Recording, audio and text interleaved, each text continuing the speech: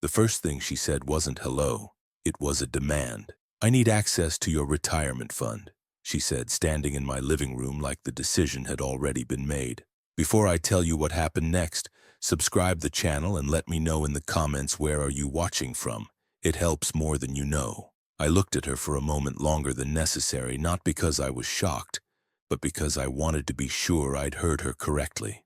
The tone wasn't nervous, it wasn't embarrassed, it was confident. Transactional, as if my future had already been accounted for and reassigned. "I am 65 years old. I spent 4 decades building a career where assumptions like that got people fired. Finance has a way of punishing entitlement quickly, especially when it wears politeness like a disguise." She didn't sit down. She didn't wait for an answer. "You're not using it yet," she continued, "and we're in a tight spot. It just makes sense. It just makes sense." That phrase told me everything. She believed my retirement wasn't mine. She believed it was a holding account for family emergencies, lifestyle shortfalls, and decisions she and my son had made without factoring in consequences. I asked one question. "Who told you it was available?" She hesitated, just briefly, then recovered. "Well, everyone knows you planned well, you always do. And you don't really need all of it right now." There it was. Need versus want. Usefulness versus ownership. I didn't raise my voice. I didn't argue. I simply leaned back in my chair and folded my hands the way I used to in boardrooms when someone misunderstood leverage. "That money isn't accessible to you," I said. "At all." Her expression changed. Not anger, not sadness. Calculation. She glanced toward the hallway, then back at me as if expecting support to appear. It didn't. "You're being dramatic," she said. "This is family." "No," I replied calmly. "This is planning." She laughed, short and sharp. "So you're just going to let us struggle while you sit on all that?" I didn't answer right away, because what she didn't realize was that this wasn't the first time she'd tested the boundary. Just the first time she'd said it out loud.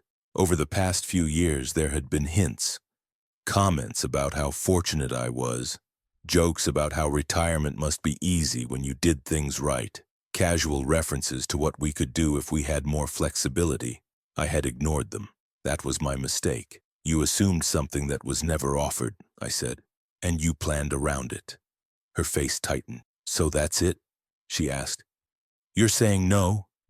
"I'm saying it was never yes," I replied. Silence filled the room. Then she said the line that snapped the moment into focus. "Well, I thought you'd want to help." Help, not ask, not discuss. Help, as if my refusal were a moral failing instead of a financial boundary. I stood up. "I did help," I said, "by making sure my future didn't depend on anyone else's decisions." Her confidence wavered. Just a fraction. "You're really going to do this?" she asked. "I already have," I said. She left shortly after that, but the conversation didn't end when the door closed. It followed me into the quiet of the house, into the realization that something fundamental had shifted. She hadn't come to ask. She had come to collect, and people who feel entitled to what isn't theirs rarely stop at one attempt. That night I reviewed my accounts, not because I planned to change anything, but because clarity matters when assumptions surface. Everything was exactly where it should be, protected, structured, untouchable. By morning the messages started. Careful ones at first, then frustrated, then indirect. They all circled the same idea, that I was being unreasonable, that I was holding back something that should be shared, that I was the obstacle. What none of them acknowledged was the truth sitting right in front of them. They had mistaken preparation for permission, and that misunderstanding was about to cost them far more than they expected. Because when someone shows you what they think you owe them, the only responsible response is to show them exactly what they don't control. And I was just getting started. By the next morning, the demand had evolved into a narrative. I didn't hear it directly at first. It came through pauses in conversations, slight changes in tone, the way people ask questions when they already think they know the answer. "Is everything okay? You seemed tense yesterday." I heard there was a misunderstanding. Misunderstanding is what people call entitlement when it's been exposed too clearly to ignore. I hadn't said a word to anyone after she left. I didn't need to. Assumptions travel faster than facts, especially when they're fueled by expectation. Somewhere between my living room and the rest of the family, the story had shifted from she demanded access to he refused to help. That framing was deliberate. I spent my career watching it happen in boardrooms. Someone reaches for leverage they don't have, gets denied, and then reframes the denial as cruelty. It's cleaner that way. Easier to recruit sympathy. By noon, my son called. He didn't mention the demand right away. He started with small talk, the kind people use when they're deciding how much ground they're about to lose. She didn't mean to put you on the spot, he said eventually. Things just came out wrong. I leaned back in my chair and waited. She was under stress, he continued. We both are. Stress again. Always stress. As if pressure turns assumptions into agreements. She came to my house, I said calmly, and told me she needed access to my retirement fund. There was a pause. That's not exactly how she described it, he replied. Of course not, I said. She expected me to agree. Silence. Then cautiously, you could help us, you know that. There it was. Not a request. A reminder. I could, I said. But I won't. His tone shifted. So you're just saying no. Flat out. I'm saying the question shouldn't have been asked. That irritated him, I could hear it. You're acting like this is some kind of power move, he said. We're family. I had heard that word used as leverage my entire life. No, I replied. I'm acting like someone who planned his future instead of spending it in advance. The call ended shortly after. Not angrily. Not peacefully either. With that strained politeness people use when they believe they're owed an apology they won't get. That afternoon the messages began. Indirect ones. Comments about how retirement funds just sit there. How money loses value when it's not doing anything. How families support each other when times get tight. Not one message asked permission. They argued justification instead. That was when I realized something important. This wasn't about need. They weren't desperate. They were disappointed. Disappointed that something they had already counted as theirs had turned out not to be. I opened the file where I kept my retirement planning documents. Not because I was worried, but because I wanted to remind myself why the structure existed in the first place. Decades of work.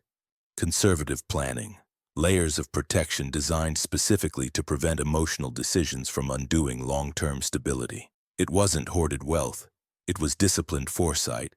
And she had walked into my home believing it was negotiable. By early evening, the pressure shifted again.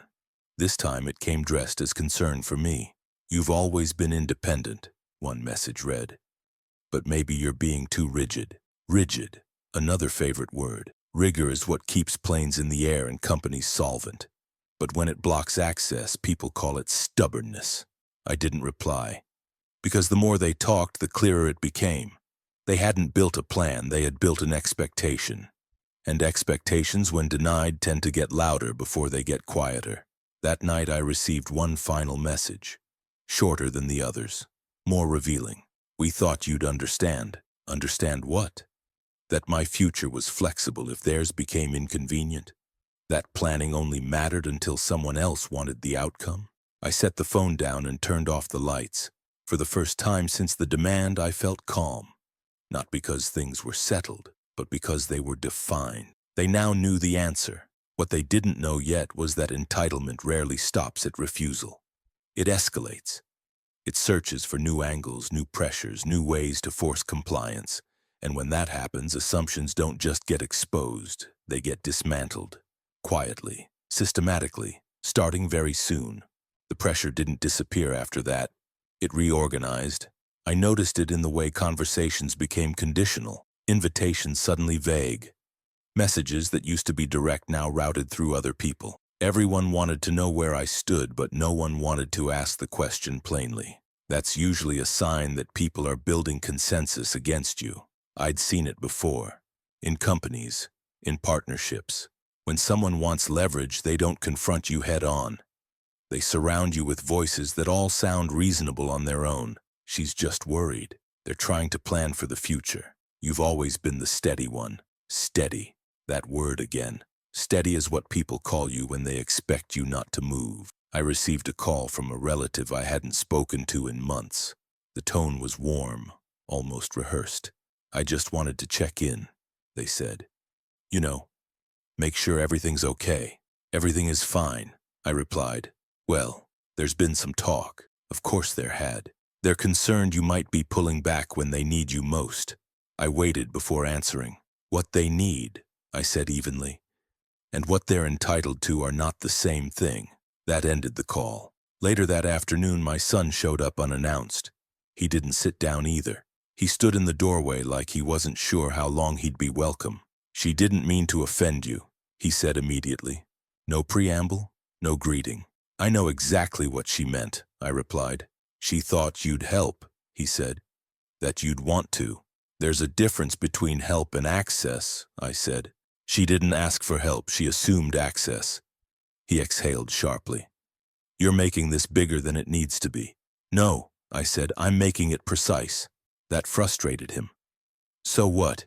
You're just going to sit on all that money while we struggle? I looked at him then. Really looked. You're not struggling, I said. You're adjusting. His jaw tightened. We planned around that money, he admitted. That was the moment. The truth finally slipped out. You planned around something that wasn't yours, I said. That's not a plan, that's a gamble. He didn't respond. He couldn't. Because once something is said out loud, it can't be unsaid. That fund exists, so I don't become dependent on anyone else, I continued. Not so someone else can become dependent on me. He shook his head slowly. She thought you'd see it differently. She thought wrong, I said. When he left, the house felt lighter. Not because the conversation went well, but because the illusion had finally cracked. That evening, I reviewed my retirement structures again. Not out of fear, but out of confirmation. Everything was sealed the way it should be. No informal access. No shared assumptions, no gray areas. What surprised me wasn't their reaction. It was how certain they'd been. They hadn't asked if I would say yes. They'd planned for when. That's a dangerous mindset. Because when people believe the outcome is guaranteed, they stop respecting the process. The next day, the narrative shifted again. Now it wasn't about money, it was about me. My age, my rigidity, my inflexibility. Suggestions that maybe I was holding on too tightly. That maybe I needed help making decisions. That one didn't sit well. Not because it hurt, but because it revealed the next move. When entitlement fails, it looks for authority. When authority fails, it looks for doubt. They weren't trying to convince me anymore. They were trying to convince others about me. I made one call that afternoon, just one, to a professional who had no emotional investment in any of this. We reviewed documents, timelines, decision history, everything clean, everything rational. When the call ended, I felt something settle. They could question my motives. They could question my warmth. They couldn't question my competence. And competence, when documented, is very hard to undermine. That night, I slept without interruption. Not because the situation was resolved, but because the direction was clear. They had crossed from disappointment into strategy, and strategy always leaves fingerprints. They were about to make their next move, and whatever it was, it would finally reveal whether this was about temporary pressure or something much deeper they had been carrying all along. Their next move confirmed everything I'd suspected. It didn't come from my son, it didn't come from her. It came dressed as concern. I received an email from a family attorney I hadn't spoken to in years. The subject line was polite, neutral, almost apologetic, just checking in. That's how these things start. The message referenced my recent financial decisions and suggested it might be wise to have a conversation while emotions are running high. It mentioned age without saying it outright. It implied protection without asking permission. I read it twice. Then I closed it. When people can't get what they want directly, they try to place you under supervision. That afternoon, my son called again. His voice sounded different this time. Less defensive, more careful. She's worried about you, he said. I'm aware, I replied. She thinks you're being pushed into isolation, that you're shutting people out. I was shut out the moment she walked into my house and demanded access to my future, I said calmly. That's not how she sees it. I'm not responsible for how she sees it, I said, only for what I do with what she showed me. He sighed. This is turning into something bigger. It already was, I replied. You just didn't notice because you were standing on the other side of it. Silence. Then he said something that surprised me. She thought you'd back down. There it was again. Not hope, expectation. I don't back down from facts, I said. And the fact is my retirement fund was never on the table. By evening, the messaging shifted once more. Softer, regret-tinged, still indirect. We didn't mean to make you feel cornered. Maybe things came out wrong. Let's all reset. Reset, as if this were a miscommunication, as if the demand hadn't been rehearsed, as if my refusal were the disruption instead of the assumption that caused it. I decided then that I wasn't going to chase clarity anymore. If they wanted to understand, they could ask.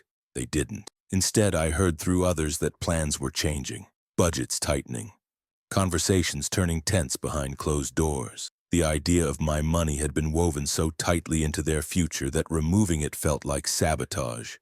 To them, to me, it felt like correction. That night, I sat alone and thought about how quietly this had all escalated. No shouting, no dramatic ultimatums, just a steady exposure of beliefs I'd never been meant to see. They didn't view my retirement as my safety. They viewed it as a buffer, something to be tapped when their planning fell short. And when I denied access, they didn't ask why. They asked, how dare I? That told me everything. The following morning, another email arrived. Shorter this time, more pointed. It suggested mediation. I didn't respond. Because mediation assumes both sides have something to compromise. I didn't. There was nothing to negotiate. My future wasn't a group project. By midday, I felt something settle into place. They were running out of angles. They had tried persuasion, guilt, family pressure, authority, concern. Nothing had moved me. And when people realize they can't move you, one of two things happens. They either accept the boundary, or they reveal just how entitled they were all along. I was about to find out which one it would be. Either way, I was ready. Because the moment someone believes they're owed your future, the only responsible response is to take it fully back. And that's exactly what I had done. I had. Acceptance didn't come all at once. It fractured. I saw it first in the silence. Not the calm kind, but the unsettled kind that follows when people realize the usual levers don't work anymore. No more carefully worded messages, no more relatives checking in on my state of mind. The campaign had stalled. That's when the reality set in. They had planned around my retirement fund, not as a backup, not as a possibility, as a certainty. And when that certainty vanished, so did the story they'd been telling themselves about how things would unfold. I heard about the fallout in pieces. A canceled plan here, a delayed payment there, conversations that used to be confident now edged with tension. Nothing catastrophic, just enough discomfort to expose how thin the margins really were. That was never my goal, but it was the consequence. My son called again near the end of the week. His voice was quieter this time. Tired. She didn't think you'd hold the line, he said. I know, I replied. She thought once things got uncomfortable, you'd step in. That's exactly why I didn't, I said. He was silent for a long moment. We're going to have to change a lot of things, he admitted. That's usually what happens when assumptions collapse, I said. He didn't argue. That was new. What struck me most wasn't his frustration. It was the absence of anger. Anger requires the belief that something was taken unfairly. What I heard instead was adjustment, the sound of someone recalculating a future without a shortcut they'd never earned. Later that evening, I received a message from her. Short, direct, no pretense. I misjudged you. I read it twice. That was as close to accountability as I expected. I didn't reply. Not because I was punishing her, but because the moment had passed.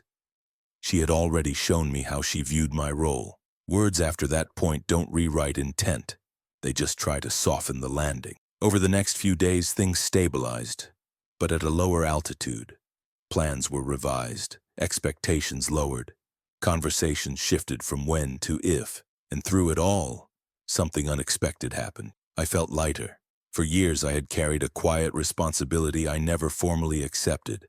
I had allowed my preparation to become someone else's contingency plan, not because they asked, but because I didn't stop them from assuming. Now that burden was gone. My retirement fund remained untouched, secure, exactly where it was meant to be, not a bargaining chip, not a safety net for someone else's decisions, mine. That evening I sat alone and thought about how easily this could have gone differently. One respectful question, one acknowledgement of ownership, one pause before assuming. None of that happened. Instead, I was given clarity. And clarity, once it arrives, doesn't ask permission to stay. By the end of the week, there were no more appeals, no more indirect pressure, just distance, honest distance, stripped of expectation. It wasn't reconciliation, but it was resolution. And I knew then that whatever came next wouldn't be about money at all. It would be about whether they could rebuild something real without leaning on something that was never theirs to begin with. That answer was coming, and for the first time it wouldn't involve me stepping in to fix it. The distance stayed, not the tense kind that hums with unresolved arguments, but the quieter kind that settles after expectations are corrected. Days passed without messages designed to test me. Weeks followed without indirect questions routed through other people. The noise didn't return. That's how I knew it was over. I learned how things unfolded the same way you always do when you stop being the safety net, through fragments. A revised plan, a scaled-back goal, conversations that no longer assumed an invisible cushion would appear at the right moment. Nothing dramatic, just adulthood arriving without shortcuts. I didn't feel victorious. I felt accurate. For most of my life, I believed preparation was something you did privately so the people you loved wouldn't have to worry. What I hadn't understood was how easily preparation becomes permission when it's observed long enough. People stop seeing discipline and start seeing availability. That was the mistake. Mine. One afternoon, a letter arrived. Not a message. A letter. Handwritten, careful, the words pressed firmly into the page as if each line had been considered before it was allowed to exist. It acknowledged the demand, not as stress, not as misunderstanding, as entitlement. It admitted the assumption that my retirement fund had been folded into their future without my consent, because it had always been there and I had never objected out loud. It said the refusal had felt like a shock, not because it was cruel, but because it was unexpected. That sentence mattered. Unexpected is what people call boundaries they never believed would be enforced. The letter didn't ask for money. It didn't ask for access. It didn't ask for forgiveness. It said the adjustment had been painful but clarifying, that the future now required decisions instead of assumptions. I folded the letter and placed it in a drawer. I wrote a response that night. Short, honest. I said I loved them. I said my retirement fund existed so I could live with dignity and independence, not so anyone else could plan around it. I wished them well as they rebuilt without leaning on something that wasn't theirs. I didn't offer help. I didn't reopen anything. Some lines once crossed shouldn't be redrawn closer. Time moved on. Routines returned. Mornings were quiet again. Decisions felt lighter when they weren't being filtered through how they might affect someone else's expectations. My retirement planning remained exactly where it had always been. Protected, purposeful mine. I noticed something else too. The guilt I'd expected never arrived. What replaced it was respect. Not from them necessarily, but from myself. The kind that settles in when you realize you didn't abandon anyone. You simply declined to be claimed. People like to call moments like this revenge. It isn't. Revenge requires anger. This required clarity. I didn't take anything away from them. I took my future back. I denied access to something that was never offered, and in doing so I exposed an assumption that had been quietly shaping everything around it. That assumption couldn't survive daylight, and neither could the entitlement built on top of it. If there's one thing I've learned, it's this. Preparation is not a promise, and love is not a line of credit. When someone treats your future like a shared resource, the most responsible thing you can do is remind them, calmly, firmly, that it isn't. I did. And the peace that followed wasn't fragile. It didn't depend on apologies or changed moods. It came from knowing my boundaries were real, my planning intact, and my life no longer scheduled around someone else's expectations. That was enough. More than enough. And if you've been listening this far, subscribe to the channel and let me know in the comments what time it is where you're watching from. It helps more than you know.